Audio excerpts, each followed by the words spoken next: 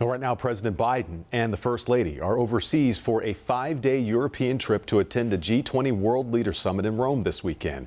NBC's Meet the Press moderator Chuck Todd joins me now. Chuck, what's President Biden's focal point for his G20 summit, and how will it impact the U.S.?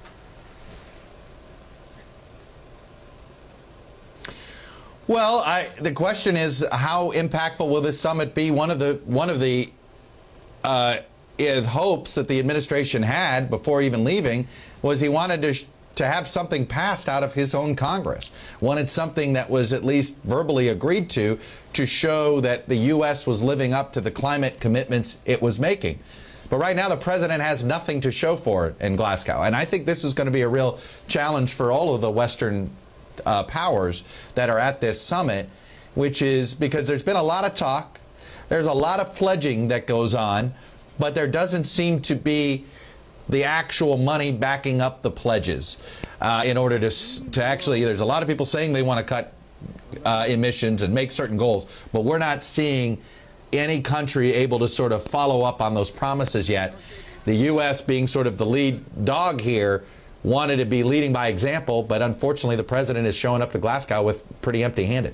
I want to delve more into that. You know, he pitched a cheaper version for the framework of that climate and social spending plan, but lawmakers are at odds. What are some of the concerns from both sides of the aisle on this?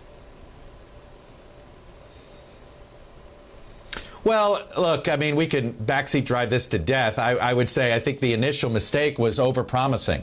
The initial mistake was proposing what they did in the first place. There never was the votes for this.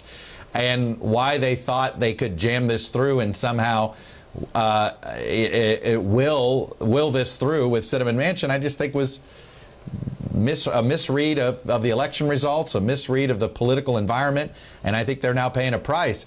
Ironically, this is the biggest social spending bill in the history of the United States. Mm-hmm. But now it looks like a big disappointment to a lot of people and a lot of progressives. So I think this is, you know, unfortunately, they're not going to get any political lift from when this bill eventually passes, even though if you sort of take out where they got started, the end result is essentially one of the largest social spending packages in American history. But that shows you how much political damage has been done during these negotiations, I think. Yeah, lots of work to do, and obviously bad timing for the president and not getting this thing passed before he hits the G20. Chuck Todd, thank you so much. We appreciate your time.